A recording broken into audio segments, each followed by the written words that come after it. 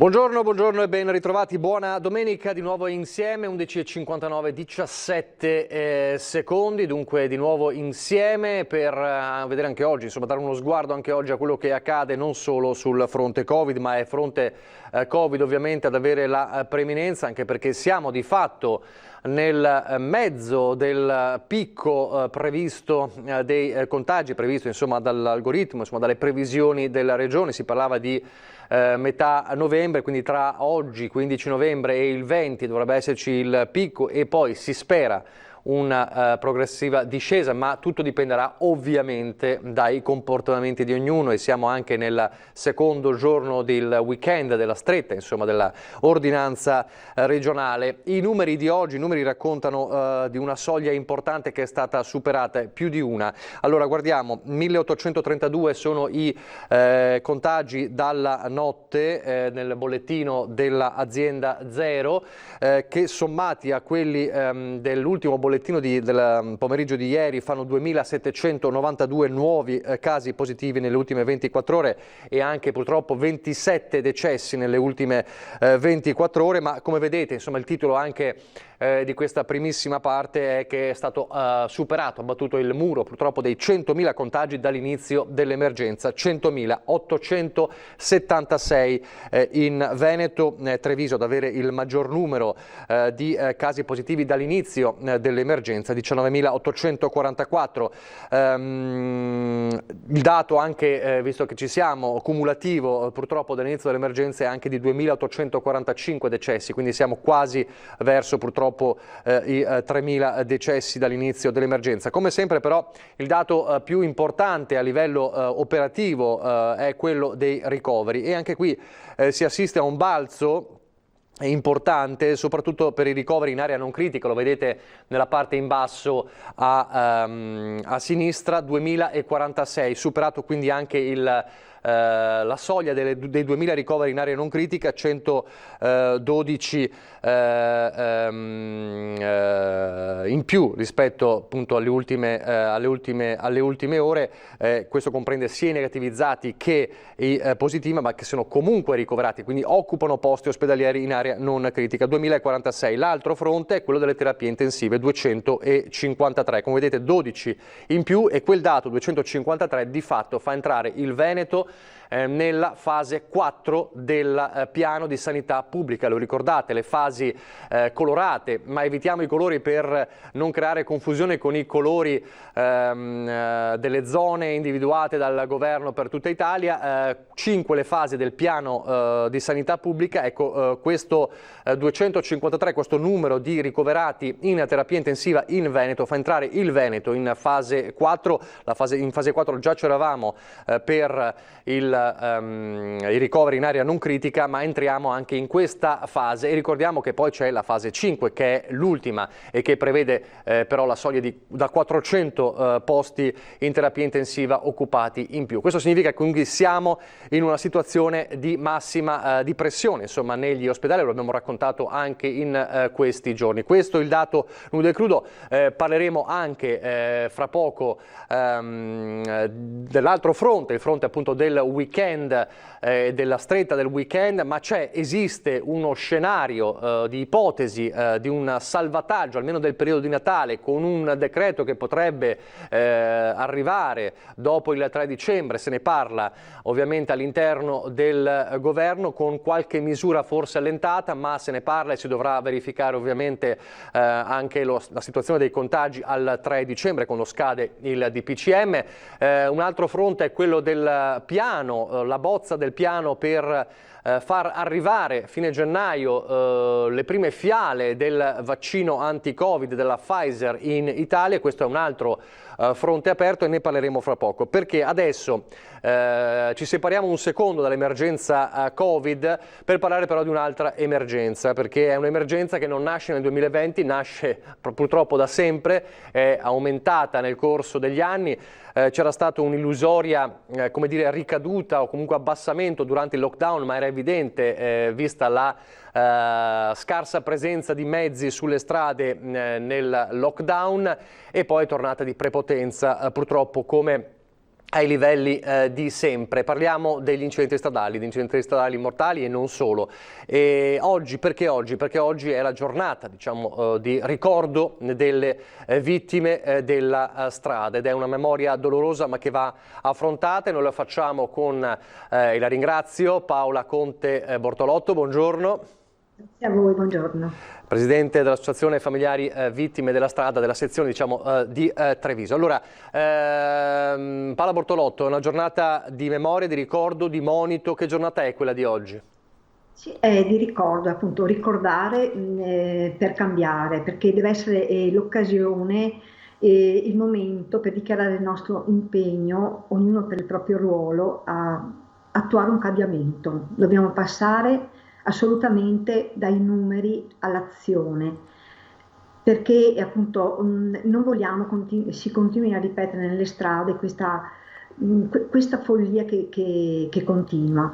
E di conseguenza appunto, questa è una giornata appunto per commemorare i nostri cari, però da qua deve arrivare un qualcosa, un cambiamento come diciamo noi, come auspichiamo, quindi a vari livelli, noi comportandoci bene sulla strada, ma ovviamente che può fare la prevenzione, che è doverosa, è assolutamente necessaria, che c'è l'impegno, come in questi momenti c'è questo grande impegno per il Covid, deve esserci altrettanto per quella che è la strage stradale, deve assolutamente diminuire. Lei dice, insomma, non bisogna dimenticare che c'è questa emergenza che non è più un'emergenza di fatto, da È anni. diventata cronica, è un'emergenza diventata cronica purtroppo.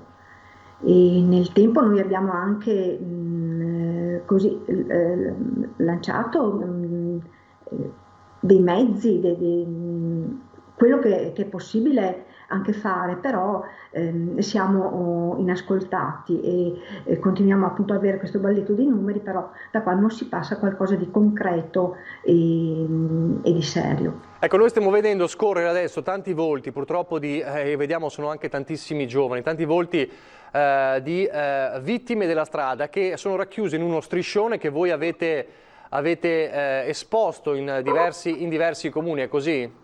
Sì, è una cosa itinerante che è partito da Maser, poi adesso è appunto a Valdobbiadene, andrà a Vidora Farra e poi nei vari comuni dove hanno accolto questa nostra iniziativa, con la speranza che appunto porti a riflettere quanto importante sia la vita, rispettare la propria e quella degli altri, perché la vita non è nostra, non siamo gli amministratori, quindi non possiamo decidere della nostra vita, soprattutto non possiamo decidere di quella degli altri.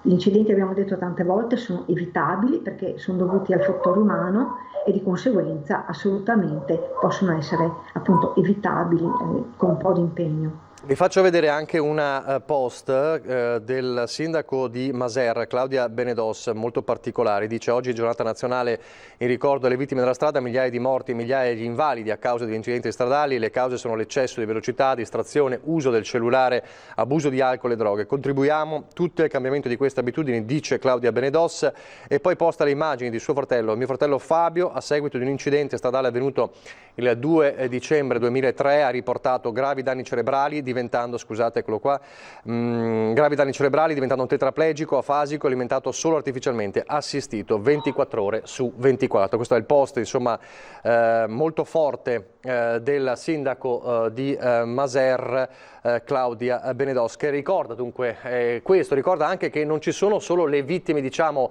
i deceduti, i decessi, che ovviamente lasciano uno strazio, lasciano una ferita aperta nei familiari, ma anche chi poi subisce questo tipo di conseguenze.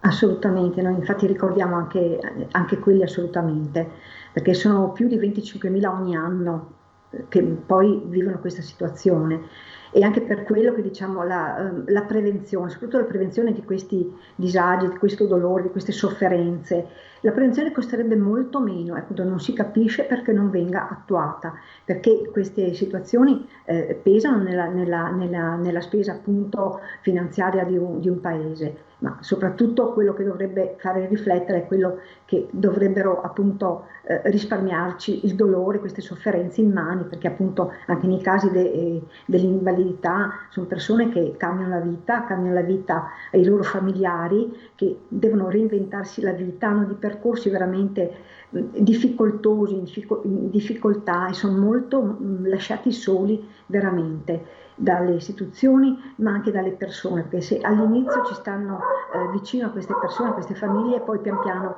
si allontanano perché il dolore, le persone viene allontanato il dolore, quindi assolutamente questa giornata è dedicata soprattutto anche a loro, a queste situazioni. Senta una cosa, lei diceva prevenzione, ma non è stata fatta in questi anni la prevenzione? C'è stata una maggiore sensibilizzazione rispetto ovviamente non solo sulle strade, anche la necessità di rendere più sicure le strade. Che si può fare in più? Cioè bisogna intervenire di più dove? Nelle scuole? Perché gli spot si deve fare di più come? Allora, sensibilizzazione con gli spot, cioè a tappeto, questo sicuramente. L'educazione stradale, allora ne abbiamo parlato tante volte, e, nel codice stradale era inserita l'obbligatorietà ancora nel 92. I regolamenti attuativi non sono mai avvenuti. Quindi educazione stradale in tutte le scuole di ogni ordine e grado e fatte con formatori appunto che sappiano fare questo. Poi noi volontari con le nostre esperienze, con le nostre testimonianze ci siamo. Però è doveroso questo, quindi non devono esserci degli interventi a spot come facciamo noi, come fa la polizia e varie altre associazioni che lo facciamo, però non è a tappeto e per avere una cultura della strada dobbiamo educare e già da piccoli, quindi quello assolutamente. Poi c'è tutto il discorso della licenza, della patente di guida, che, dove devono esserci dei percorsi anche in questi corsi, dove viene spiegata la responsabilità e cosa succede in caso di una guida spericolata, quindi le conseguenze, quindi deve essere un attimo anche questo assolutamente preso in considerazione. Quindi le cose si possono fare, però non devono essere lasciate a noi, a qualcuno di volenteroso, qualche altra associazione, deve essere istituzionalizzata. Quindi lei dice insomma non una cosa ogni tanto ma sistematica, non, Sistematica. più interventi insomma, anche a livello di Assolutamente. scuole guida. Anche a livello di scuola guida, perché non deve essere soltanto usare la macchina, ma capire che hai un mezzo pericoloso in mano se lo usi in modo sconsiderato. Ecco, dal vostro osservatorio, insomma, che credo purtroppo privilegiato, perché così voi potete avere in mano anche dei dati che ovviamente studiate. La situazione, ad esempio, in una provincia come quella di Treviso, particolarmente bersagliata da questa emergenza, come è cambiata negli anni? Sicuramente molti anni fa la provincia di Treviso era la provincia con maggior numero di vittime, è cambiato molto rispetto ad allora, però c'è ancora il problema. Sì, c'è ancora molto da fare perché ancora abbiamo le strade di tantissimi anni fa, quindi non sono idonee a sopportare il traffico che c'è. Possiamo dire che quello che è stato l'impegno della provincia anche per le rotonde è stata una grande cosa, questa sicuramente, ma c'è tanto, tanto da fare e anche dobbiamo anche, cioè quello che sono le infrastrutture, dobbiamo pensare anche agli utenti deboli, perché pensiamo sempre al traffico, invece assolutamente deve essere pensata la viabilità rispetto agli utenti deboli. E poi c'è da fare tanta sensibilizzazione perché dovremmo imparare a stare sulla strada un po' tutti, dai pedoni che devono essere ovviamente saper attraversare sulla strada quando è il momento, ai ciclisti che devono rendersi visibili, perché assolutamente ci sono delle situazioni che non li vedi, quindi ognuno di noi per il tipo di utente che è sulla strada deve assolutamente impegnarsi e si può fare. L'ultima domanda che le faccio è rivolta insomma a chi purtroppo ha avuto di recente questo lutto, insomma cosa si sente di dire? Abbiamo raccontato solo ieri nel nostro telegiornale di un incidente mortale di una signora in bici purtroppo che è stata travolta e uccisa a Montebelluna. A chi sta vivendo in questo momento un lutto del genere, come cercare di, non dico superarlo, ma in qualche modo di portarlo avanti ragionandoci, perché superarlo ritengo sia impossibile. Il dolore non si supera, si trasforma, però anche dalla mia esperienza ho imparato che aggiungere dolore ad altro dolore, il rancore, queste cose qua non fa assolutamente bene. Quindi dobbiamo trasformare questo dolore in qualcosa di bene. Ognuno troverà il modo per affrontare questo, quindi può essere con l'impegno come ho scelto io, appunto per evitare che ci sia una diminuzione, almeno per fare in modo che ci sia una diminuzione di questo, ma sono molte altre le strade. L'importante è non star fermi nel dolore e casomai farsi aiutare. Noi ovviamente ci siamo perché in tante situazioni noi vogliamo parlare con chi ha vissuto l'esperienza, non con gli altri, perché per tutto lo sforzo che facciano non lo possono capire.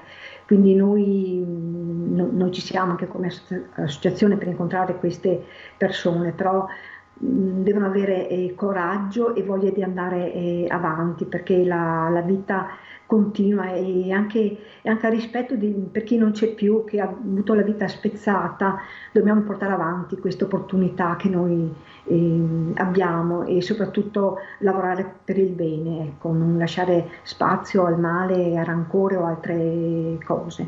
Propositivamente, insomma, in modo propositivo. Grazie allora, grazie a Paola Conte Bortolotto per questa sua testimonianza, insomma, per portare avanti questo discorso molto molto importante, perché questa è davvero un'emergenza che magari a volte passa in secondo piano, ma è costante, davvero costante purtroppo da anni. Grazie e buon lavoro. Un abbraccio a tutti i familiari e grazie a voi che ci siete sempre per noi, veramente siamo grati. Grazie, grazie davvero, grazie a voi per quello che fate. Allora, torniamo a parlare di emergenza Covid, da un'emergenza all'altra. Purtroppo una notizia di cronaca, fra poco ci colleghiamo con il nostro ospite. I carabinieri hanno fatto chiudere un grande magazzino, il parco commerciale Le Porte di Mestre, che nella giornata di sabato era normalmente aperto ai clienti in violazione dell'ordinanza regionale che stabilisce lo stop a queste strutture nei weekend. Una pattuglia dei carabinieri di Mestre era in perlustrazione quando ha notato che l'esercizio era in piena attività con diversi clienti all'esterno. Quando i militari sono entrati erano stati emessi fino a quel momento 244 scontrini. Il proprietario, un cittadino cinese, è stato multato e il negozio, fatto uscire la gente, ha dovuto chiudere. Questo è uno degli interventi di ieri. Siamo nel weekend della stretta, fra poco ci colleghiamo con Andrea Penzo Aiello di Treviso Imprese Unite, ma prima allora lo spunto per parlare con lui è un servizio che vi facciamo vedere, raccolto ieri. Abbiamo fatto un giro un po' nelle varie piazze del Veneto per capire come si adattavano i baristi, i gestori dei bar alla regola del consumazione al tavolo dalle 15. E allora vediamo il servizio del viaggio nei bar a Mestre in piazza Ferretto di Filippo Fois e poi andiamo dal nostro ospite. Sono le 15:30, da mezz'ora è in vigore anche in piazza Ferretto la nuova ordinanza della Regione sui locali pubblici. Consumazioni possibili solo seduti al tavolo in bar e ristoranti del Veneto, dove peraltro già non si deve essere in più di 4 se non conviventi, con mascherine che si possono togliere solo per mangiare e bere. La nuova ordinanza regionale arriva nel picco della seconda ondata di coronavirus, in un Veneto rimasto unica zona gialla del nord Italia, e contiene anche la raccomandazione di evitare assembramenti a partire dal cosiddetto struscio in centro. Penso che la gente abbia preso paura o ha preso coscienza di quello che ha detto il nostro caro Zaia, perché se ne vedo molto poca gente in giro. Sul fatto che devono rimanere seduti e ordinare senza muoversi, ha avuto dei problemi, per ora ha bisogno di informare? No, assolutamente no, la gente si è adeguata immediatamente, direi. Sì, sì. È difficile far capire quali sono le nuove regole o la gente si presenta preparata? È difficile, nonostante giornali, internet, televisione non capiscono, non vogliono capire. Qual è la cosa più difficile da far capire? È il numero di persone all'interno del locale di sicuro, perché capita spesso che entrano tutti insieme senza controllare i cartelli all'esterno o guardare perlomeno quante persone ci sono. Lei ha paura di avere qualche problema magari verso le 5, quando presumibilmente ci sarà l'affluenza massima? Problema logistico no, perché l'abbiamo sempre gestito bene, tavolini ne abbiamo finché vogliamo, teniamo la distanza come si vede e cerchiamo a tutti di dire, mi raccomando, distanza, 1 metro, mascherina. Certo è che se in questi giorni si dimostrasse che ogni regola viene scrupolosamente osservata da tutti coloro che frequentano bar e ristoranti, da parte di alcuni esercenti si fa già largo la proposta.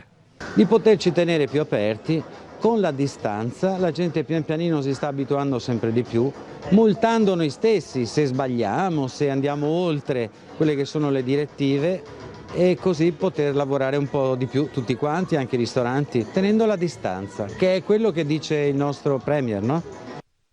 Allora, inconsapevole o meno questo gestore di bar, forse lo aveva letto qualche anticipazione, ma ha in qualche modo anticipato in questa intervista quello che è uno scenario di cui si parla in queste ore, ma che dovrà essere un po' vagliato ovviamente dopo il 3 di dicembre anche sul fronte contagi, cioè si parla di un decreto ad hoc che potrebbe essere come dire, firmato, pensato per, come dire, liberare, tra virgolette, il Natale e da varare dopo il 3 dicembre, cioè con un allentamento delle restrizioni che potrebbe partire ad esempio dalle zone gialle, ce ne sono rimaste ben poche ormai in Italia, tra cui il Veneto, e chissà se il 3 dicembre saremo ancora in zona gialla, e quindi potrebbe essere ad esempio un allentamento sul coprifuoco o anche sull'orario soprattutto di bar e ristoranti. Si parla anche di questo, ovviamente c'è chi dice è troppo rischioso, ma c'è questo scenario. Andrea Penzo Aiello, buongiorno e buona domenica. Buongiorno, buona domenica a voi. Treviso Imprese Unite, Presidente, cosa ne dice? Potrebbe essere utile un decreto Natale o è già troppo tardi? Oddio, potrebbe essere utile per salvare gli ultimi 20 giorni, sicuramente si farebbe affidamento sul dovere che abbiamo rispettato fino ad oggi di mantenere le distanze, il gel e tutto quanto, cioè quello che ci era stato chiesto ormai diversi mesi fa, e che però a quanto pare non serve più se adesso ci impongono limitazioni sempre più stringenti in maniera un po' così calata dall'alto e senza grosse motivazioni dietro.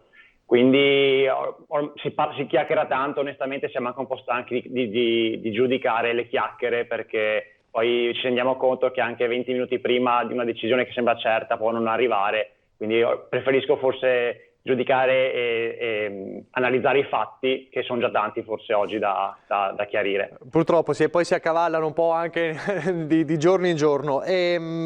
Allora, voi avete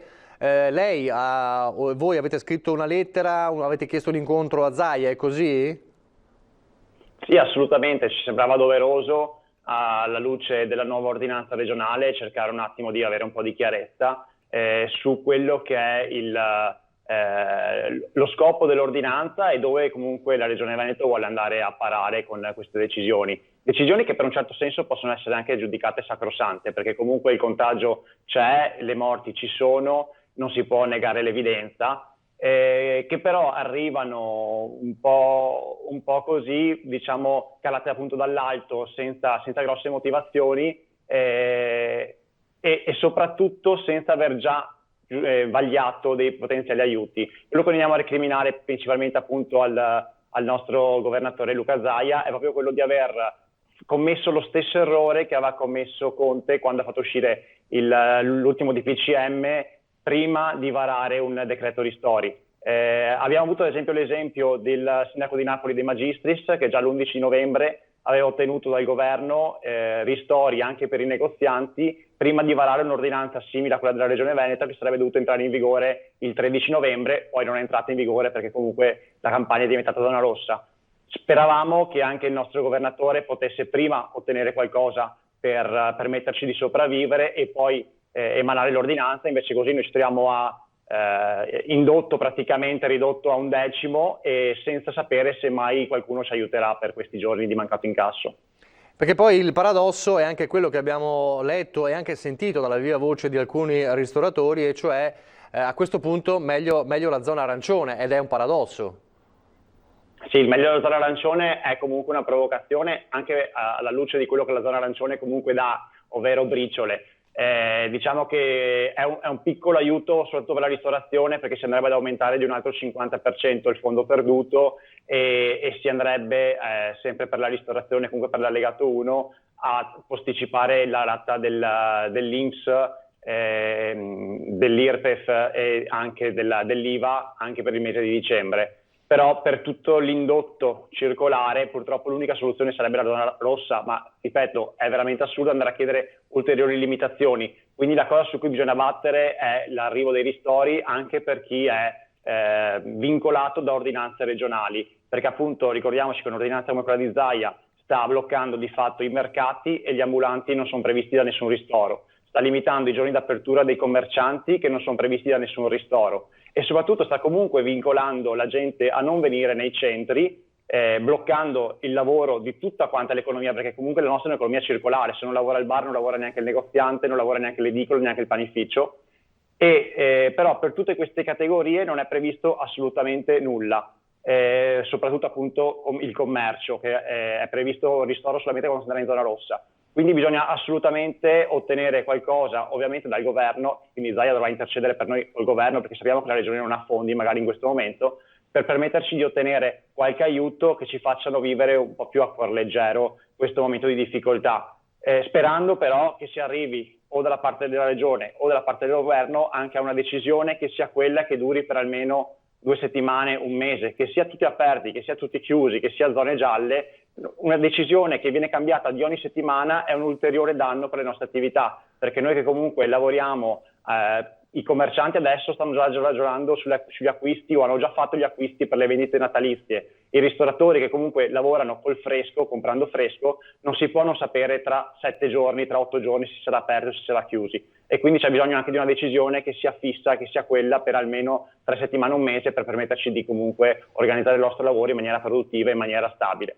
Quindi almeno una certezza nel tempo, prima di tutto, ovviamente, uno si può programmare, insomma i gestori di ristoranti sono persone concrete, bisogna programmare, quindi una certezza nel tempo e poi ovviamente premere per avere più ristori prima di chiudere, questo è il concetto. Esattamente, il tempo è fondamentale perché le nostre sono aziende a tutti gli effetti, non siamo più il bar sport o il bar della signora Maria dove si andava al mattino ad aprire bottega e quello che cadeva dentro, adesso siamo aziende a tutti gli effetti con un'organizzazione che prevede una pianificazione degli acquisti e delle vendite. In questa maniera tutto ciò salta e poi appunto servono gli aiuti soprattutto per tutte quelle categorie, ripeto, che purtroppo sono state dimenticate da questo ristoro, ma che sono comunque da questi ristori, esatto, ma che sono comunque coinvolte da queste chiusure o dalla circolarità dell'economia, quindi commercio, servizio alle persone, ambulanti e tutti quelli che comunque fanno parte dell'indotto che viene bloccato anche ultimamente dall'ordinanza Zaia. Noi abbiamo avuto un weekend in cui da una parte si è esultato perché c'è avuto una presenza in centro inferiore di almeno il 60%, dall'altra però, anche se poi qualche amministratore locale ci accusa di guardare solo il nostro orticello, noi abbiamo pianto perché abbiamo lavorato ad almeno il 70% in meno, tanti hanno lavorato anche al 90% in meno dei weekend scorsi, quindi per carità guarderemo anche solo il nostro orticello, appunto come qualcuno ci ha detto nell'amministrazione locale, però il nostro orticello è quello che ci permette di pagare l'affitto, che magari permette di vivere la famiglia del nostro locatore, che ci permette di pagare i nostri dipendenti, di pagare i nostri fornitori, che sono forse più in crisi di noi, perché si trovano con i magazzini pieni di merce spesso deperibile e che non possono neanche loro accedere a nulla, e che ci permettono comunque di tenere in piedi le nostre aziende. Ecco, però le chiedo, è d'accordo sul fatto che le immagini invece dell'altro weekend con i centri storici, non parlo solo di Treviso, evidentemente, con tantissima gente in questo periodo stonassero? Assolutamente, ma infatti la cosa che è sempre mancata secondo noi, ma da maggio, è il far rispettare le regole anche con delle sanzioni qualora servisse. Oggi ho letto articoli su diverse testate dove si parlava appunto della locale che ha fatto multe un po' in tutte quante le piazze principali del Veneto. Queste multe probabilmente dovevano arrivare mesi fa, quando la situazione era incontrollata e quando passava una pattuglia si girava dall'altra parte quando vedeva un gruppo di persone con la mascherina abbassata. Se si fosse data qualche multa in più in maniera esemplare, forse la cittadinanza adesso sarebbe un po' più ligia al dovere, anche perché la cosa che mi fa specie, io anche l'altro giorno in passeggiata per Treviso e sentivo la gente che si diceva a vicenda alza la mascherina perché ti fanno la multa. Purtroppo la gente non adotta le regole molto spesso perché ha paura del virus. Questo però è un fattore culturale, c'entra poco la polizia locale su questo. Purtroppo se la gente si alza la mascherina solo se vede la polizia locale è un problema proprio della persona. Però visto che non riescono appunto ad avere paura del virus ma hanno paura delle multe, facciamo qualche multa in più così magari si rispettano le regole prima di dover arrivare a queste ordinanze. Senta, qual è il sentore della gente, insomma, di quei pochi che sono venuti? Comunque ieri abbiamo notato, insomma, il movimento c'era un movimento molto ridotto anche nei bar. Il sentore della gente qual è?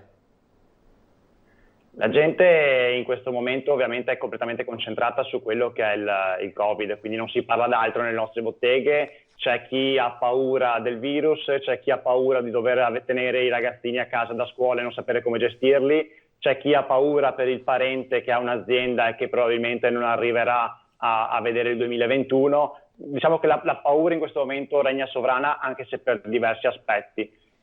Quindi è anche una situazione molto molto difficile, molto molto pesante e questa cosa qua ulteriormente blocca anche i consumi perché ovviamente più una persona è rilassata, più il clima è disteso, più è facile andare a fare acquisti o consumazioni nei locali.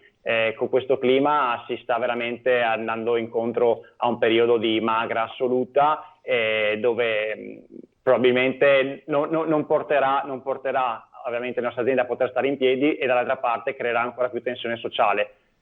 Ripeto, rimane una provocazione, ma se andassimo tutti quanti in lockdown per 15 giorni sarebbe meglio per tutti quanti, ricominciamo da zero appena possibile. Senta, a mente fredda, torniamo a quella piazza, insomma voi siete tra gli organizzatori insomma, di quella piazza che abbiamo visto che gridava a gran voce, insomma non chiudeteci perché la situazione qui per noi è drammatica. Una manifestazione che portò anche delle polemiche sugli assembramenti eccetera. A mente fredda rifareste tutto come prima? Era necessario farlo perché era un momento importante per dar voce alle persone? Avreste cambiato qualcosa? Era sicuramente necessario farlo, in quanto abbiamo visto che facendo una manifestazione come la nostra in circa 15-20 piazze d'Italia, più o meno negli stessi 2 giorni, abbiamo ottenuto un decreto ristori appena 48 ore dopo il DPCM e onestamente penso che difficilmente sarebbe avvenuto se tutte quante le piazze d'Italia non fossero scese contemporaneamente, quindi in quel caso era doveroso. Dopodiché la curva dei contagi comunque è continuata ad aumentare e infatti questa cosa ci ha portato a riflettere e ad annullare la manifestazione regionale che avevamo programmato per Venezia il 6 novembre, perché comunque un occhio alla sanità pubblica per noi va sicuramente dato. Quindi la valutazione dopo è stata ovviamente diversa da quella che abbiamo fatto su Treviso. Su Treviso però era importantissimo dare quell'impatto perché ci ha portato ad ottenere qualcosa che ci ha permesso almeno per un altro mese di vivere un po' più serenamente. Anche perché appunto soprattutto se la manifestazione è fatta come la nostra, quindi dove per carità le distanze non sono state mantenute ma tutti quanti avevano la mascherina, nessuno ha fatto atti di violenza o di distruzione, è stata una manifestazione penso anche costruttiva che ha portato tra l'altro a un documento che abbiamo poi presentato sia al prefetto sia alla regione con dei punti chiari che le nostre aziende hanno bisogno di ottenere per poter vedere il 2021 con un po' più di serenità. Senta, c'è qualcuno che lei conosce insomma, della vostra associazione o che ha detto, dirà o sta per dire basta, chiudo tutto e cambio tutto? Ce ne sono purtroppo troppi, ovviamente i nomi non è il momento nel posto certo. In cui farli, però ce ne sono purtroppo troppi e infatti questa è la realtà che più fa male, però purtroppo è anche uno dei focus su cui stiamo lavorando ormai da 2 settimane, nel senso che purtroppo ci siamo resi conto che chiedere ristori adesso è importante ma non è più fondamentale quanto chiedere una tutela per tutte quelle aziende che purtroppo appunto nelle prossime settimane, nei prossimi mesi andranno a dichiarare fallimento. Ci siamo resi conto che saranno sempre di più, i dati della Camera di Commercio aggiornati al 27 di ottobre davano già 17.000 aziende chiuse in Veneto, di cui 3.000 a Treviso, 550 a Belluno e via discorrendo, il futuro sarà sicuramente peggiore, il 2021 sarà un anno di fallimenti e di chiusure, e quello di cui abbiamo bisogno adesso è lottare per una tutela della persona titolare di impresa che andrà a dichiarare fallita la propria impresa nel 2021, perché sennò poi la conseguenza logica è che ci sarà un aumento di crisi all'interno degli imprenditori stessi, che potrebbero troppo spesso portare a gesti estremi, e quindi siamo adesso obbligati a lavorare in questo senso per salvare delle vite. Quindi sì, poi c'è anche il fronte, insomma, che può diventare molto molto rischioso da quel punto di vista. Allora, ritorniamo alla lettera, Zaia. Voi chiedete un incontro e nel caso lo cercherete di raggiungerlo in qualche modo?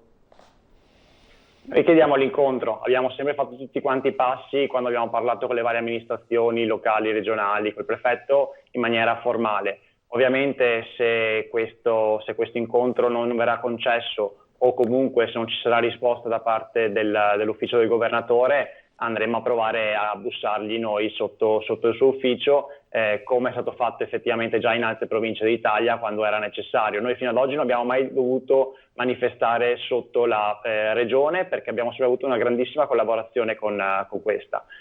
Ovviamente se l'ascolto e la collaborazione cessa di punto in bianco, dobbiamo in qualche maniera pretendere i diritti che ci spettano, e quindi non andiamo a negare nessun atto in questo senso. Ma quindi sostanzialmente voi chiedereste insomma a Zaia di fare un passo indietro sull'ordinanza?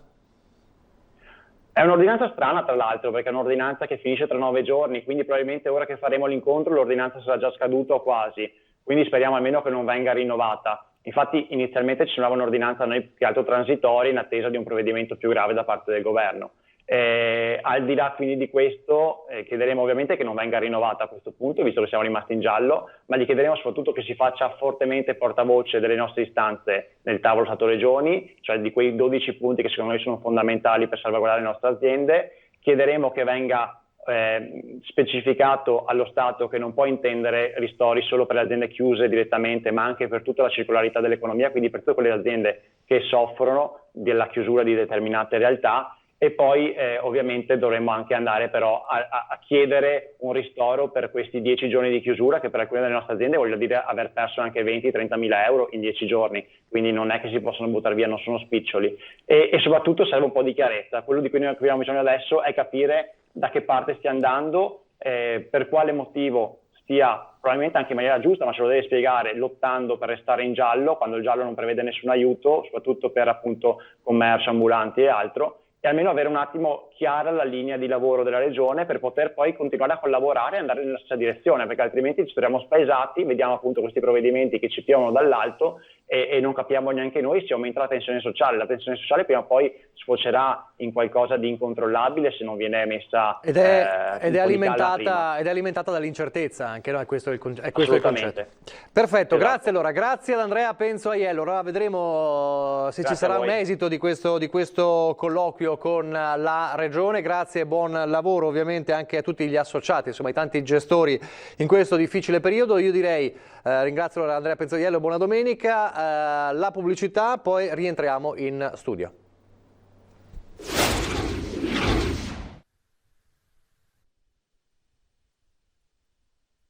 Signori, buongiorno, entrata, senso unico, uscita in fondo. Ok, mascherina sempre addosso, mi raccomando. Volontari della protezione civile a presidiare le entrate e le uscite dando indicazioni ai cittadini, agenti della polizia locale a controllare che tutto si svolga regolarmente. Si presentava così il mercato del sabato a Treviso dopo l'ordinanza firmata dal sindaco Conte. Solo bancarelle di generi alimentari distribuite esclusivamente in piazzale Burchiellati. Le immagini che potete registrare dimostrano come effettivamente la situazione sia assolutamente sotto controllo.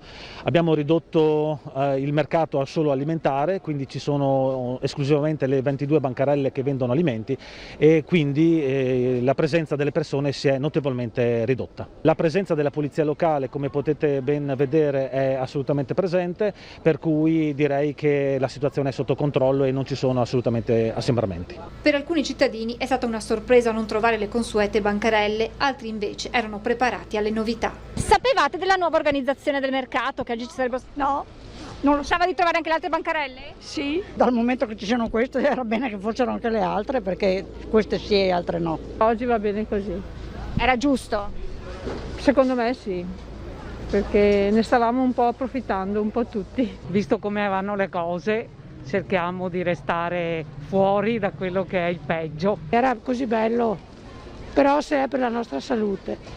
Amarezza anche tra gli esercenti. Siamo tornati indietro perché anche quest'estate si è festeggiato alla grande senza pensare più poi e lo stiamo pagando tutti. C'è un po' meno, la gente è un po' disorientata, questa signora mi diceva che doveva prendere dei vestiti, qualcosa, delle maglie e si è trovata un po' disorientata. Mi dispiace tantissimo per i nostri amici che vendono i fiori, perché avevano già pronto tutto per oggi. Intanto a Montebelluna ha sospeso il mercato maggiore di mercoledì. Anche il comune di Roncada ha deciso di rinviare l'appuntamento settimanale del lunedì. A Ponte di Piave invece tutto si è svolto regolarmente, con entrate e uscite controllate dai carabinieri in congedo. In sopralluogo anche il sindaco Paola Roma. Allora, questa è la situazione nel servizio di Francesca Bozza del nostro telegiornale di ieri sera, il servizio sul mercato, insomma uno sguardo un po' sul primo giorno con il mercato in forma ridotta, sarà così anche martedì. Altre situazioni invece nella Marca diverse, come ad esempio a Montebelluna, a Padova anche invece c'è stato il mercato, ovviamente con queste limitazioni. Quindi i trevigiani e non solo i veneti alle prese con il weekend, insomma, della nuova ordinanza regionale. Adesso allora abbiamo in collegamento, eccoli qua, li vedo tutti e quattro, benissimo. Allora ci siamo tutti, facciamo un sound check come si fa nei concerti. Allora saluto e ringrazio Gianangelo Boff, il responsabile provinciale della Lega di Treviso, buongiorno. Buongiorno a voi. Poi andando in senso orario, spero che sia in senso orario, sì, Raffaele Baratto, l'onorevole Raffaele Baratto di Forza Italia, buongiorno. Buongiorno a voi e ai vostri telespettatori, buongiorno, grazie. Giovanni Zorzi, segretario provinciale del Partito Democratico, buongiorno. Buongiorno, buona domenica a voi. E buona domenica. E poi Giuseppe Montuori, commissario del Fratelli d'Italia, provincia di Treviso, buongiorno e buona domenica. Buongiorno a tutti. Allora, io riparto da quello che, non so se l'avete visto, ma insomma vi faccio un sommario velocissimo. Abbiamo avuto in collegamento poco fa Andrea Penzoiello di Treviso Imprese Unite, che ha scritto una lettera perché vuole insomma incontrarsi con Zaia per chiedere un po' quali sono le prossime mosse da fare. In sostanza il paradosso che un po' si legge in questi giorni di gestori di bar è il paradosso di coloro che dicono a questo punto era meglio essere in zona arancione, addirittura in zona rossa, perché rimanere in zona gialla senza aiuti è un disastro. E allora chiedono a Zaia prima di tutto di farsi portavoce insomma al governo per avere dei ristori anche per chi è in zona gialla, e poi eventualmente di non rinnovare la ordinanza regionale e quindi con quelle limitazioni insomma che si sono viste in questi giorni e si vedono anche oggi, perché dicono di fatto il vietare le passeggiate è inutile che noi restiamo aperti, anzi andiamo in perdita. Allora partiamo da Boff, c'è questa richiesta, lei come la vede? Allora, sicuramente noi dobbiamo fare conto che c'è da tenere a freno quello che è un profilo sanitario che in queste settimane ha visto un'escalation, e comunque se voi guardate anche ognuno di noi nella cerchia degli amici, dei parenti, delle persone che conosciamo, abbiamo qualche persona che è stata contagiata, qualcuna che è finita in ospedale, qualcuna che addirittura è finita in terapia subintensiva, qualcuna in terapia intensiva. Dobbiamo capire che c'è una dinamica sanitaria che va gestita, perché se perdiamo di controllo quella, poi diventa difficilissimo prendere in mano la situazione. Da qui in avanti decidere poi tutti i vari provvedimenti da prendere, sicuramente qualche provvedimento di restrizione va preso, perché altrimenti, come ripeto, se ci sfugge di mano la partita sanitaria diventa una tragedia. Quindi è vero che forse era meglio essere zona arancione, sapere cosa è meglio dopo, cioè facciamo parte di quelli che giocano la schedina il lunedì e vincono sempre. La schedina va giocata il sabato.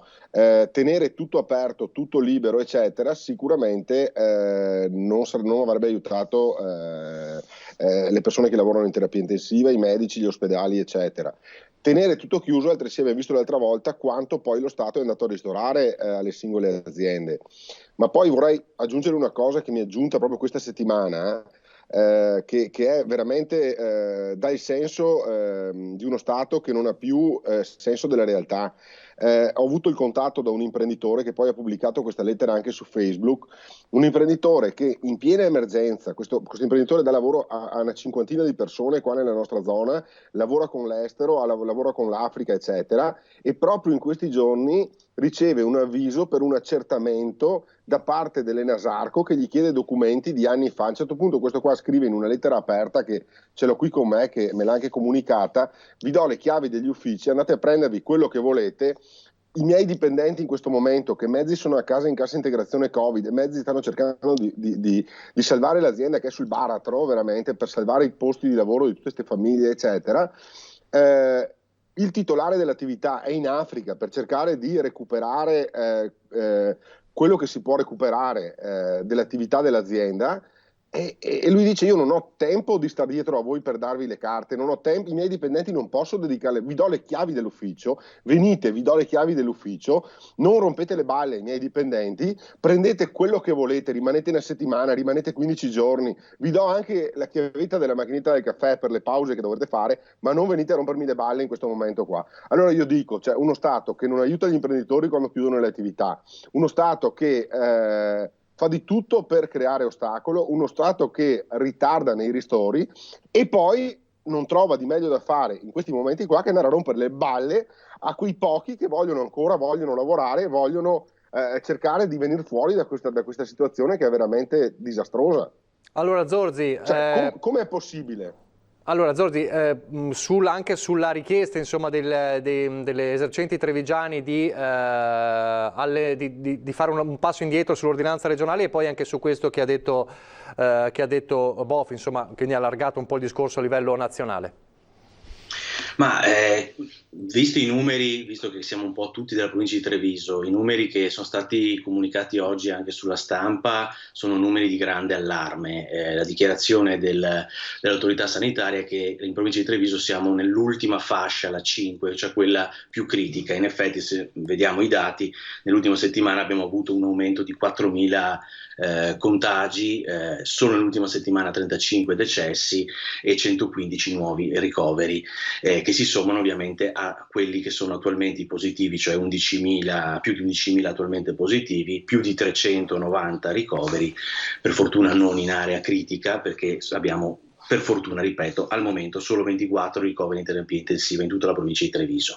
Ecco, io credo che alla luce di questi dati sia fondamentale una assunzione di responsabilità collettiva che interessi le istituzioni, le forze politiche di tutti gli schieramenti e ovviamente i cittadini, i singoli cittadini. Qui siamo di fronte a un'emergenza innanzitutto sanitaria, dobbiamo evitare che le persone si ammalino di Covid, evitare che le strutture ospedaliere vadano in collasso, e per far questo ovviamente noi dobbiamo cercare di potenziare gli strumenti di tracciamento, di controllo, quindi tamponi, test rapidi, quarantene, isolamenti e prevenzione. E la prevenzione purtroppo vuol dire, l'abbiamo visto facendo scorta di quello che è stata l'esperienza della prima ondata, vuol dire ridurre le interazioni sociali, vuol dire ridurre al minimo la socialità. Questo si trasforma sul lato economico in un colpo molto forte per tutti quei settori che sulla socialità, sulle interazioni sociali ci costruiscono fatturato. Ed è quello che è successo con le manifestazioni di malessere, di protesta delle ultime settimane, ma è successo anche con la risposta del governo col decreto ristori 1 e il decreto ristori bis. Giusto per avere anche qui dei dati, in provincia di Treviso col decreto ristori 1 abbiamo avuto più di 110 milioni di euro erogati su 11.000 aziende. Tra l'altro registriamo anche lo stupore di molti professionisti, lavoratori autonomi, professionisti della ristorazione che stanno ricevendo come promesso l'accredito appunto dall'agenzia, direttamente dall'Agenzia delle Entrate entro metà novembre. Ecco, quindi è una prima risposta. Io credo che in questo momento l'emergenza sanitaria vada considerata come prioritaria. È chiaro che con sé porta legata a un'emergenza di natura economica, ed è chiaro che all'interno di questa emergenza economica ci sono alcuni settori più penalizzati rispetto ad altri, ma non perché il governo vuole penalizzarli, non perché la regione vuole penalizzarli, ma perché purtroppo la diffusione di questo virus porta a questa situazione. Detto questo, io credo che comunque quello che si sta facendo in questo momento è chiaro che ognuno può dire si potrebbe fare il massimo, è chiaro che chiunque può dire quest'estate si poteva fare diversamente per cercare di attrezzarci per la seconda ondata. Quello che abbiamo sotto gli occhi è chiaramente un impegno che è stato garantito, che è stato mantenuto da parte delle forze di governo. Faccio un altro esempio, sempre per usare i dati che sono la cosa più importante. Col decreto rilancio sono stati stanziati 400 milioni di euro per il potenziamento dei sistemi di tracciamento, per la riorganizzazione sanitaria alla Regione Veneto, la quale ha messo altri 100 milioni per arrivare ai 500 milioni complessivi con cui si sta cercando di contenere appunto la seconda ondata, e devo dire che quindi la sinergia Stato-Regione da questo punto di vista sta funzionando, perché come si è detto siamo ancora in zona gialla.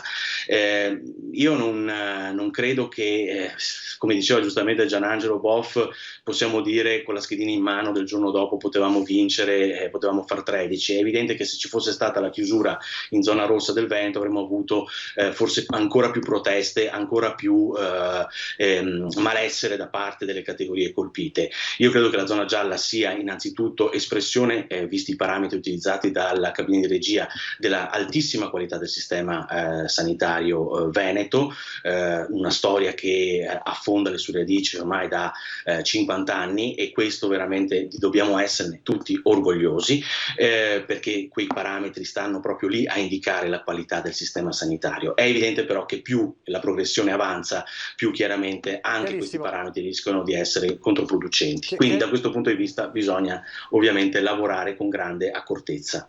Montuori, voi siete scesi in piazza ieri a Conegliano a sostegno delle imprese. Questi ristori di cui parla Zorzi bastano, non bastano, serve altro?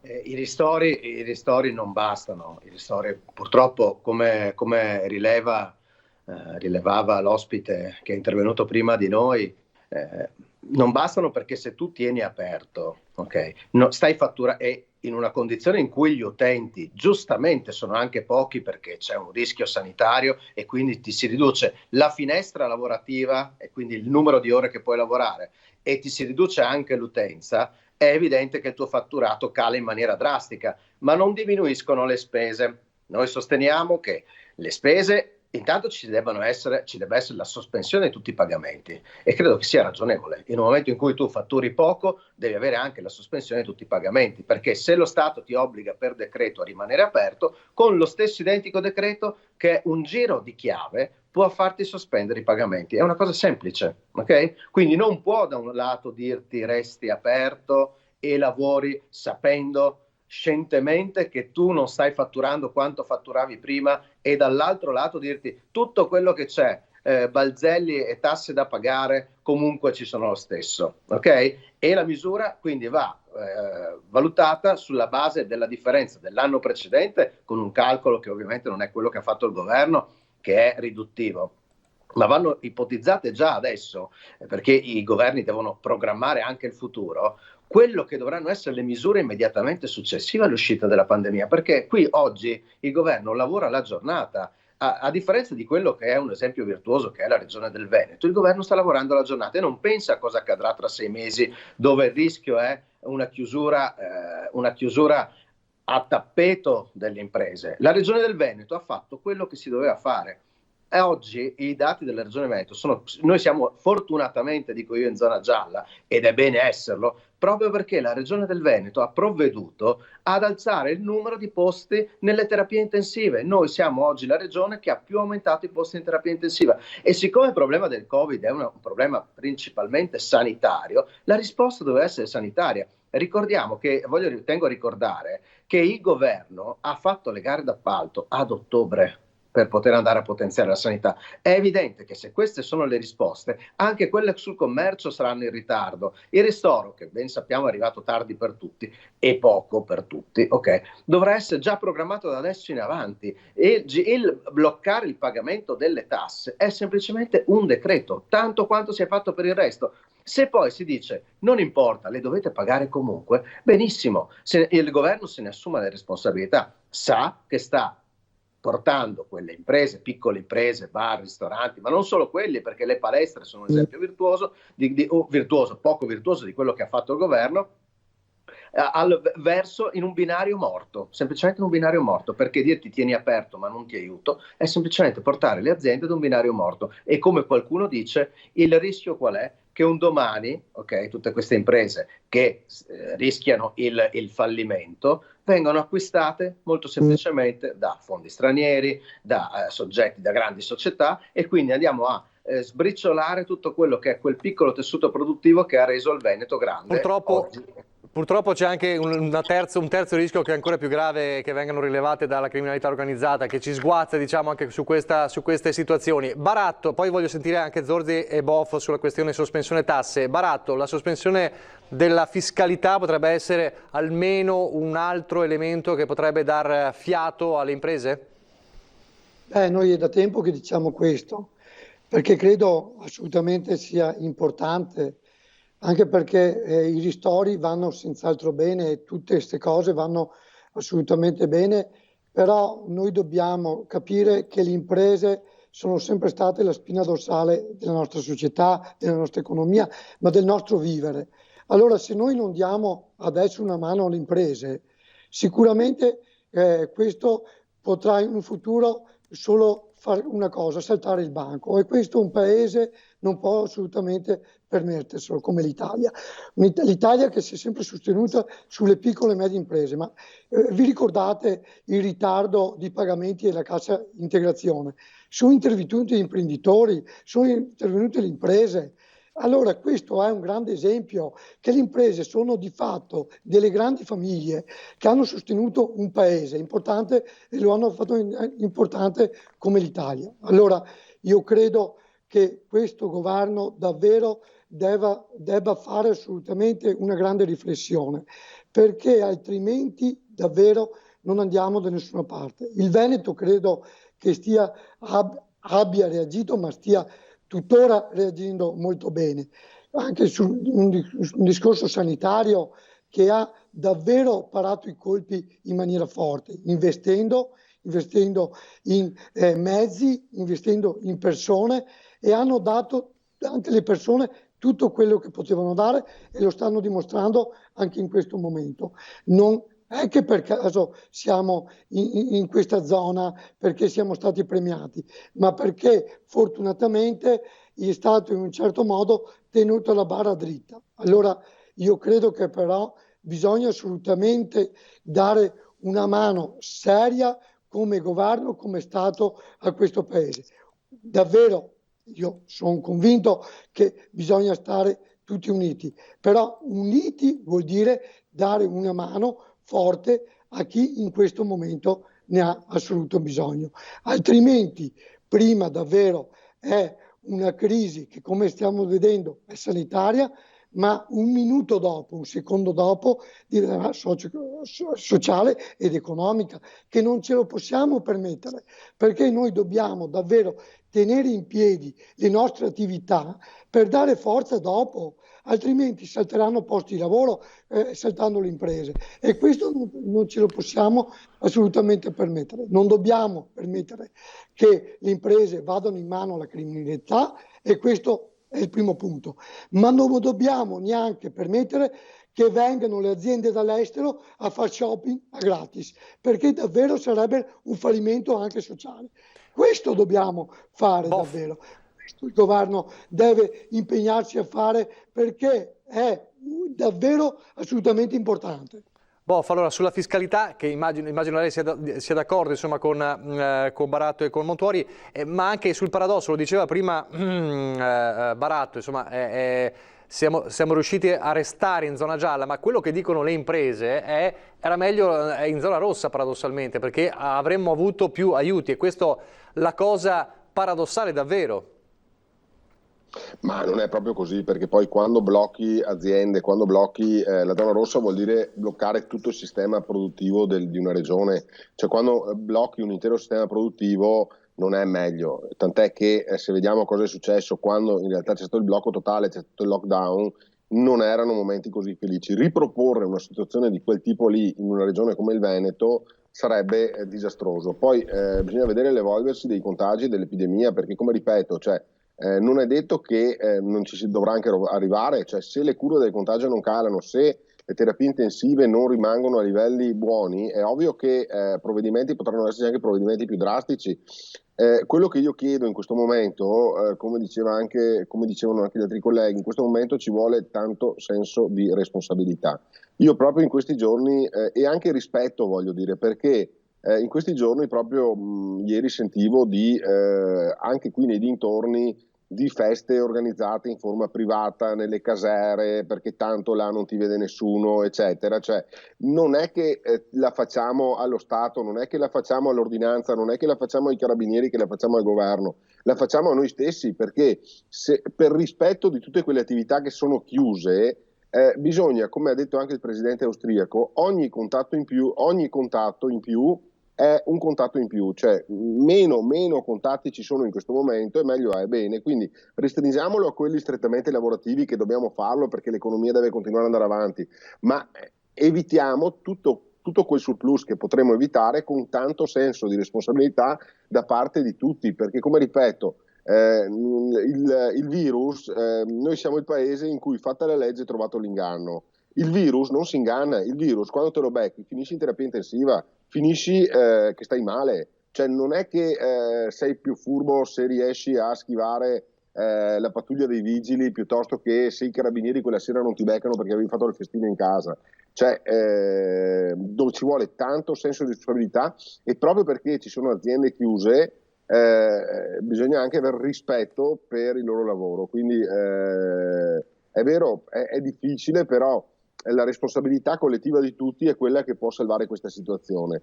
Dopo dico che le aziende in questo momento stanno soffrendo, cioè gli esercenti in questo momento stanno soffrendo molto.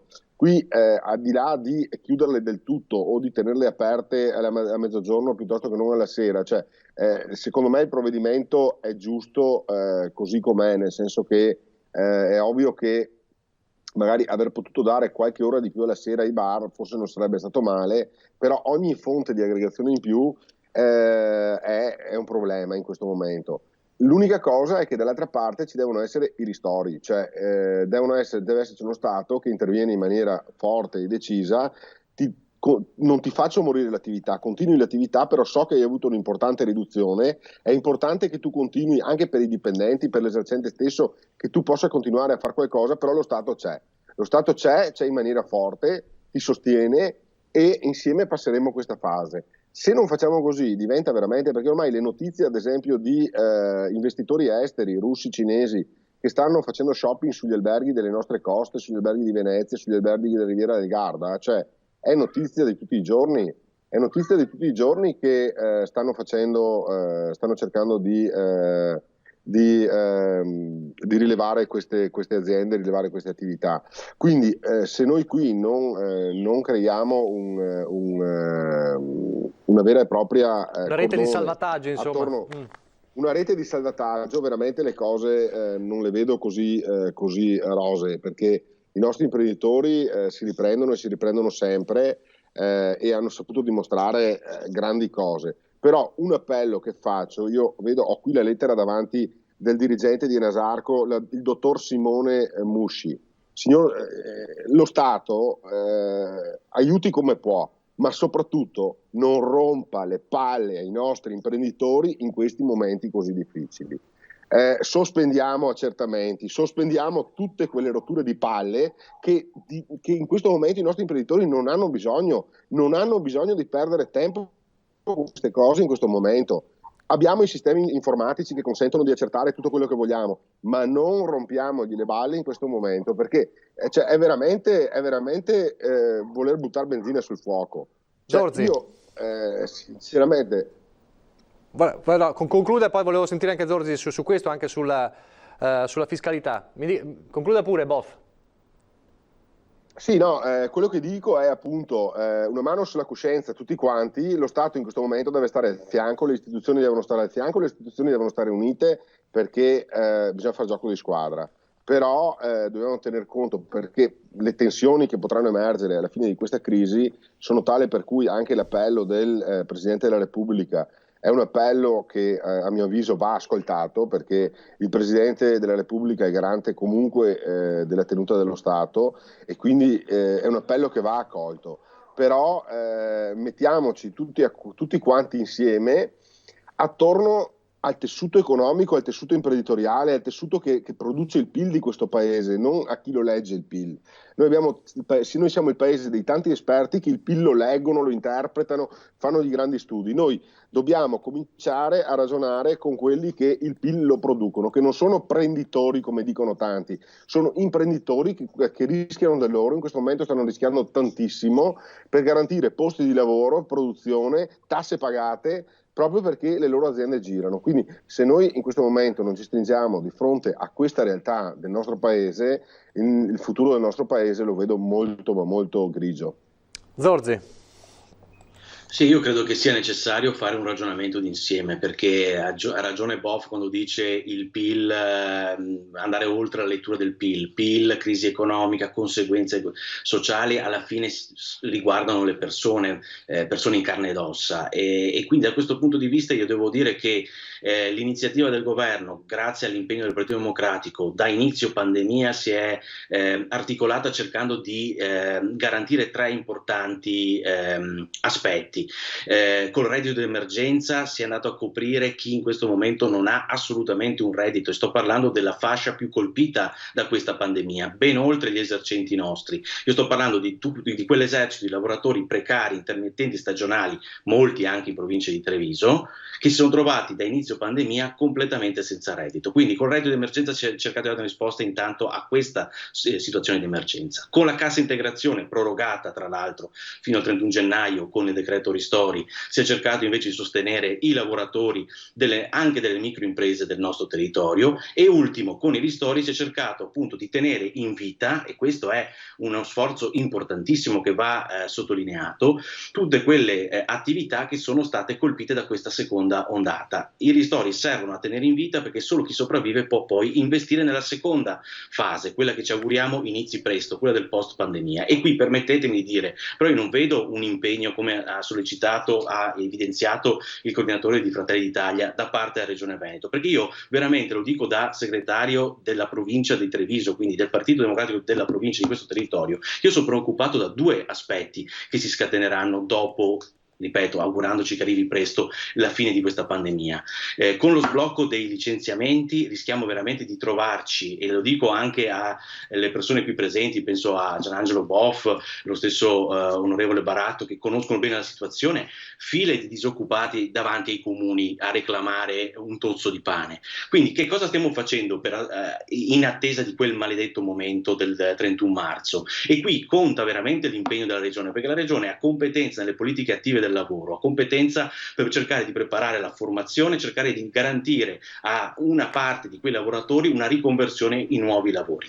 Secondo aspetto, anche qui chiamo in causa la Regione, ed è l'altra questione che mi terrorizza, è quello che si è detto prima, cioè il fatto che questa crisi possa diventare l'occasione di compravendite, no, a buon mercato da parte della criminalità organizzata. Cioè abbiamo già visto adesso recentemente, anche questa settimana, dei controlli che sono stati fatti, quello che sta succedendo.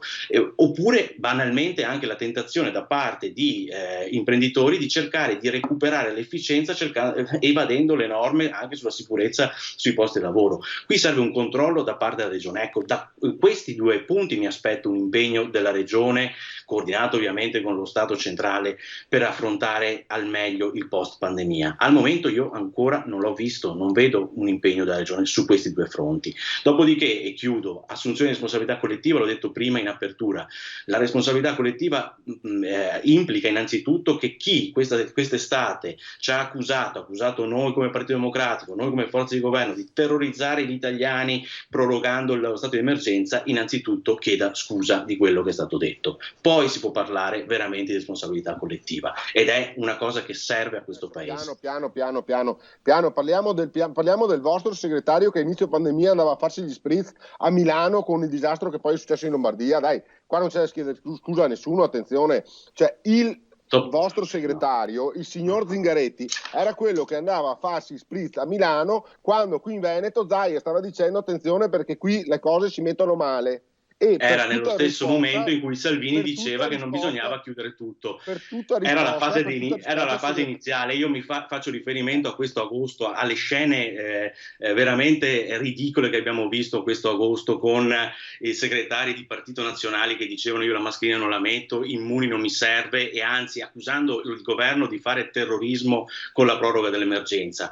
Io dico però in questo momento chiediamo scusa, voltiamo pagina e, ripeto, cerchiamo di assumerci tutti la nostra parte di responsabilità. Allora, Montuori, anche per lei questa richiesta, ovviamente, perché anche Giorgia Meloni, insomma, era insieme a Salvini in quei giorni. No, mi fa sorridere, noi fummo i primi a dire che dovevano essere bloccati gli aeroporti, e appunto Zingaretti era a bere gli spritz, e c'è una bellissima gag delle Iene che lo ricorda quando negava l'evidenza del Covid, ma è inutile polemizzare perché andremo a perdere tempo. Quello che mi fa sempre, trovo sempre divertente è sentire, no, quello che sta dicendo Zorzi, cioè ci dobbiamo preoccupare dei disoccupati dopo. Noi ci dobbiamo preoccupare di far sì che le imprese oggi continuino a lavorare. Io non voglio pensare ai licenziati ricordo tra l'altro a Zorzi, che magari conosce poco le politiche regionali del lavoro che sta portando avanti la Regione del Veneto, dove ci sono centinaia di milioni di euro a disposizione già di lavoratori disoccupati grazie agli strumenti finanziati dal Fondo Sociale Europeo, e ci sono altre nuove misure che potranno intervenire insieme all'ANPAL nazionale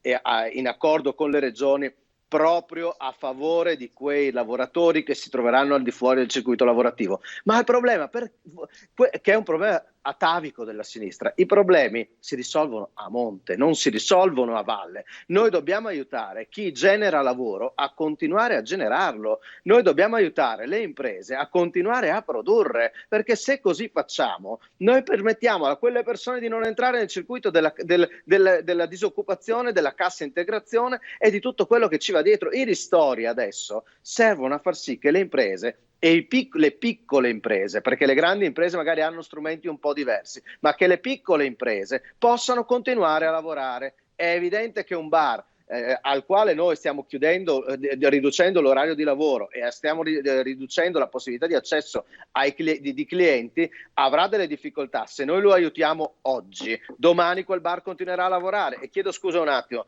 il tema vero qual è?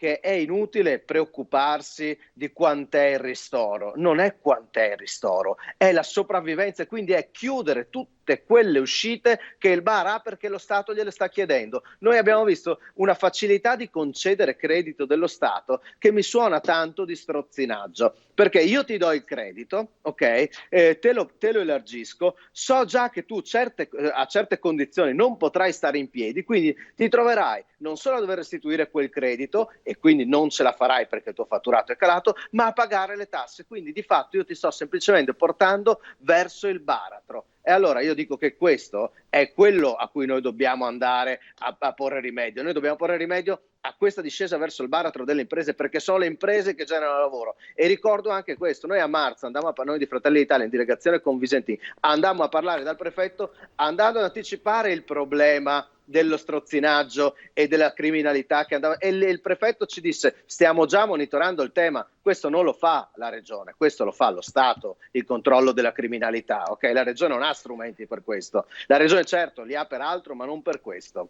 ok? Allora, vi faccio replicare dopo, però vi chiedo di essere più sintetici perché vorrei affrontare anche il nodo di Conegliano, quindi andiamo proprio sulla politica. Adesso però c'è la pubblicità doverosa, siamo anche già un po' in ritardo. Pubblicità.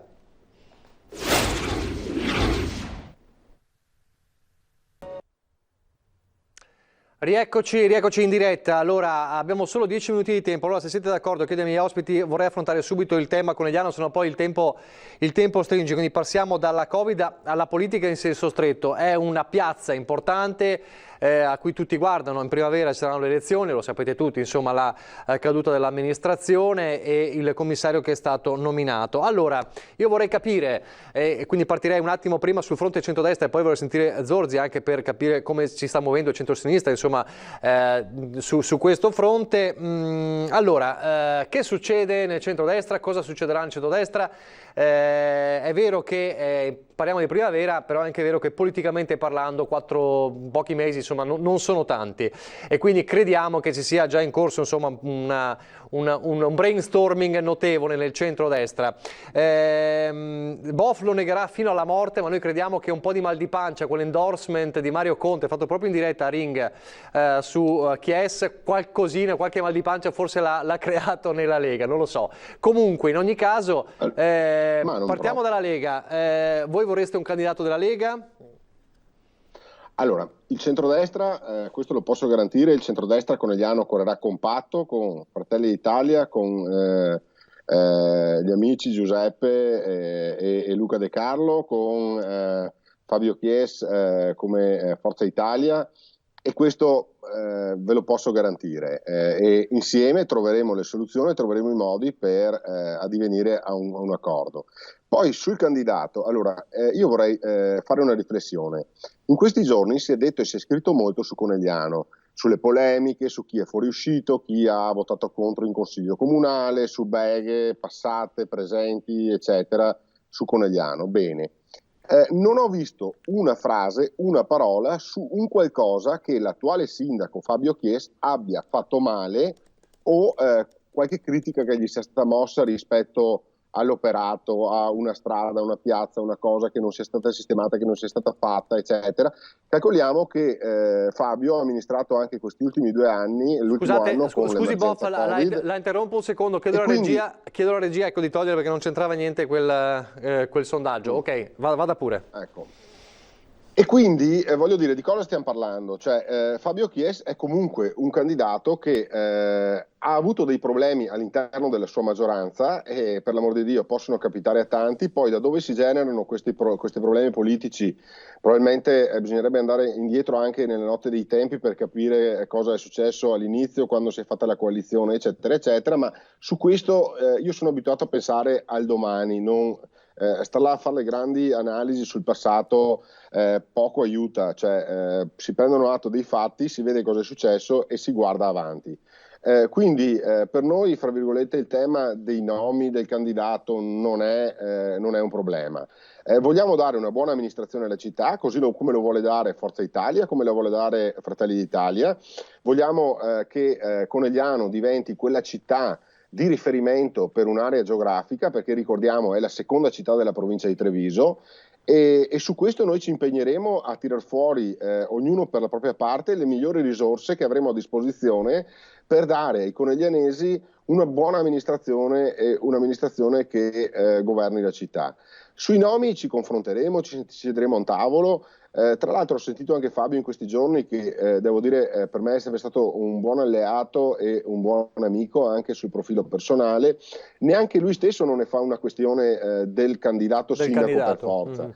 È ovvio che va anche riconosciuto che comunque c'è un sindaco che viene rimosso dal suo incarico e non ho trovato, io ho parlato con coneglianesi, ho parlato con persone che mi hanno chiamato, che mi hanno telefonato, che si sono avvicinate, cioè al netto di quelli che sono stati interessati direttamente dalla diatriba politica, i coneglianesi in fin dei conti stanno ancora cercando di capire perché non hanno più sindaco. E questo, vi garantisco, la maggior parte dei coneglianesi si sta chiedendo questo, ma perché Conegliano non ha più un sindaco? Cioè cosa ha fatto di male Fabio per non essere più sindaco di Conegliano? Allora lo chiediamo a Baratto. Cosa ha fatto di male Chies? Beh, la storia insomma è abbastanza ingarbugliata, è stata anche un po' raccontata, ma allora Baratto, Chies come adesso è chiaro che si dice non è tempo dei nomi, però i nomi saltano fuori, voglio dire, se ne parla, se ne parlerà, ed è chiaro che un sindaco di un certo partito piuttosto che un altro, insomma, lo scacchiere cambia. Baratto, prima domanda, Chies secondo lei deve ricandidarsi, lo dico proprio così crudamente, e poi che sia finita così la situazione, non può lasciare l'impressione agli elettori, ai coneglianesi, al di là del partito politico, di una coalizione di una struttura fragile? No, allora, io credo assolutamente che il momento per far saltare un'amministrazione in una città come Conegliano sia stata assolutamente la più sbagliata. Per quanto mi riguarda, ma non perché io, Fabio, al di là che fa parte del mio stesso partito di Forza Italia, per cui dica chiaramente che abbia governato bene, ma non per quello, ha governato bene perché sono i coneglianesi che avevano dimostrato che il proprio sindaco aveva governato bene finora. Cosa è successo all'interno del centrodestra? Abbiamo visto tutti, però questo assolutamente bisogna guardare avanti. Io credo che assolutamente il centrodestra debba andare unito, come è unito su tante altre amministrazioni che sta lavorando molto bene. Per quanto riguarda Forza Italia, il proprio candidato ce l'ha. Quindi il candidato di Forza Italia è Chies? Se deve ricandidarsi, per quanto mi riguarda assolutamente, chiaramente al centrodestra verrà fatta un'analisi, ogni partito giustamente di questa coalizione farà un'analisi al proprio interno, poi i nomi sono l'ultima cosa che bisognerà fare, perché la prima cosa sono i programmi, la prima cosa è guardare bene il Conegliano, specialmente su un periodo come questo. Dico solo una cosa, che credo assurdo sia stato fatto saltare un'amministrazione in questo periodo da parte anche di una minoranza che c'era all'interno di questa amministrazione, che oggi rappresenta il governo centrale, PD e 5 Stelle, che predicano bene a livello nazionale che bisogna dire stare uniti, che è importante per la gente, per la popolazione e le imprese, e dopo razzano assolutamente male, perché abbiamo visto Conegliano, perché credo che una minoranza che oggi rappresenta a livello nazionale il governo, doveva minimo tenere in piedi per questo periodo l'amministrazione o dimostrare l'interesse che aveva per i propri cittadini e per quella città. Non l'ha assolutamente dimostrato. Per cui io, per ricongiungere un attimo solo sulla questione Covid con l'amico del PD, dico solo una cosa, che hai nominato la regione che non sta intervenendo, ma io credo che se tutte le regioni avessero reagito come ha reagito il Veneto, sicuramente la situazione stiamo diversa, però non dobbiamo dar colpa alle regioni. È lo Stato centrale, il governo centrale che deve dimostrare di essere un buon padre di famiglia e dimostrare che oggi c'è, che non lo sta dimostrando in questo momento. Chiarissimo Baratto. E venditori, anzi credo che mai come in questo momento lo dovrebbe dimostrare. Ecco, allora io... Chiarissimo, ho minuti contati, allora poi facciamo replicare anche Zorzi sull'accusa di aver fatto cadere, partecipato a far cadere l'amministrazione in un momento difficile come questo. Volevo chiudere col centrodestra, Montuori, Lega, Forza Italia, ma anche Fratelli d'Italia vuole avere la sua voce in capitolo sulla questione sindaco, candidato, insomma nuova amministrazione. L'ha detto chiaramente anche De Carlo ieri, era proprio in collegamento con noi da Conegliano. Sì, ieri noi abbiamo fatto una manifestazione a Conegliano per essere vicini anche ai commercianti di Conegliano. Il nostro striscione sotto il tricolore diceva Conegliano merita. Noi non eravamo in questa amministrazione, per cui non entriamo nel merito delle ragioni per cui l'amministrazione è caduta. Però volete avere una voce in capitolo, chiaramente. Come si fa tra alleati? Noi a livello regionale, Fontana e De Carlo si sono parlati, a livello regionale abbiamo trovato l'accordo. Penso che la stessa cosa potrà avvenire a Conegliano. Il centrodestra unito vince sempre, a livello governativo, a livello regionale e anche a livello comunale. Questo secondo me sarà quello che succederà a Conegliano. Ma anche con un candidato eventualmente di Fratelli d'Italia potrebbe arrivare questa sorpresa?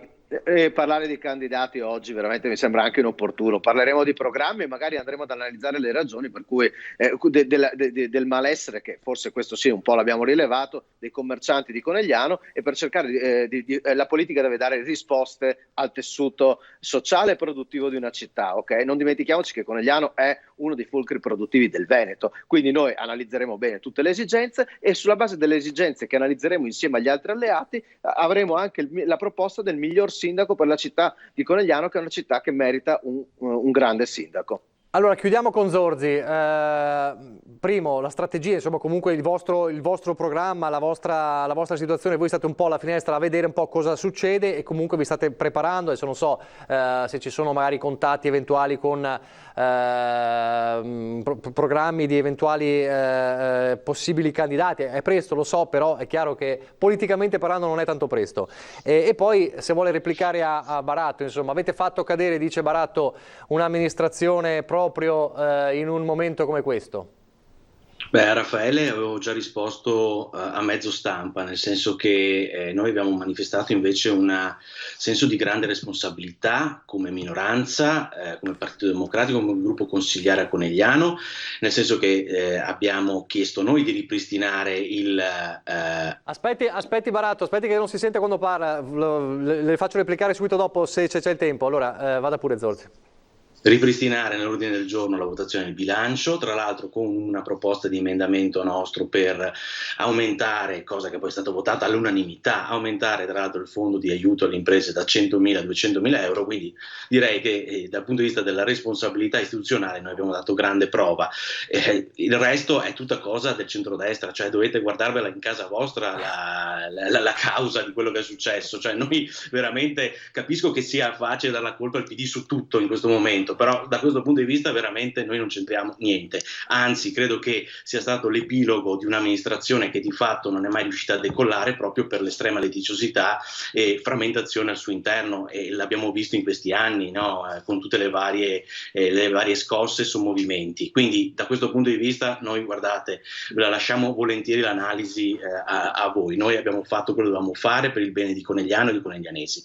Detto questo, noi lavoreremo chiaramente sul sistema di alleanze largo, cercando di concordare e di condividere con più forze politiche, civiche possibili dello schieramento di Conegliano, alternativo al centrodestra e alla Lega, una visione di città. Cioè questo in un momento è fondamentale decidere, è fondamentale ragionare sul futuro, immaginare il futuro di una città dopo la pandemia. Su questo noi misureremo la capacità di alleanze, di ampliamento del fronte. Un modello che prenderanno gli amici e compagni di Conegliano ad esempio sarà quello che è successo pochi mesi fa a Castelfranco, un centro-sinistra unito, aperto a nuove energie, è tornato a essere competitivo. Quindi dal modello Castelfranco può esserci un insegnamento importante che potrebbe andare bene anche per Conegliano, ma ovviamente siamo ancora in una fase molto precoce a livello di ragionamenti, di strategie. Un'ultima cosa, Zanetti, mi permetta però una replica, perché io veramente sono stanco sia di sentire che la colpa è del PD su tutto, sia di sentire questa retorica per cui il PD è lontano dai lavoratori, la sinistra si è allontanata dalla sua base. Basta, sono veramente stufo di sentire queste cose qua, soprattutto da parte di chi in questi mesi ha sempre sostenuto la posizione di Confindustria, di Bonomi, di anticipare addirittura lo sblocco di licenziamenti, che voleva dire lasciare veramente sul lastrico migliaia di persone. Noi come il governo, col nostro impegno, siamo riusciti in sinergia con i sindacati a portarlo al 31 marzo, stiamo lavorando con anche le attività del Recovery Fund per cercare di trasformare poi quello che sarà il sistema economico dopo la pandemia. Ovviamente Recovery Fund, se riusciamo ad averlo, perché gli amici della Meloni, Orban e i vari sovranisti europei ci stanno mettendo il veto, però questa è la situazione. Francamente sono stanco di sentire queste cose da chi, ripeto, quest'estate negava la pericolosità della seconda ondata. Ecco, abbiamo un minuto e mezzo se vuole replicare, visto che l'ha chiamato in causa la Meloni, Montuori, ma veramente un minuto. Ma guardi, io non so davvero, non ha neanche senso replicare, davvero è un paradosso. Andiamo a berci uno spritz come Zingaretti e facciamo un bel branco di bevitori di spritz come piace alla sinistra. Non replico nemmeno, replicheranno quando sarà il momento di votare le persone. Allora, di Conegliano e non solo, continueremo a parlare ovviamente anche nei prossimi giorni. Io ringrazio davvero Gianangelo Boff, Raffaele Baratto, Giovanni Zorzi e Giuseppe Montuori, grazie davvero, vi lascio, e visto che abbiamo parlato anche purtroppo del rispettare le regole con questa notizia. A Belluno 16 giovanissimi, alcuni dei quali minorenni, sono stati fermati e sanzionati dalle forze dell'ordine. Partecipavano a un party abusivo a base di alcolici in un'area sottostante il ponte negli Alpini. Purtroppo queste situazioni continuano ad accadere. Davvero tutto, grazie ai nostri ospiti. Il nostro telegiornale è delle 19:30, come vi ricordo sempre questa sera di Treviso, poi domani di nuovo in diretta dalle 12 e domani ci sarà il punto stampa di Zaia. Arrivederci, grazie.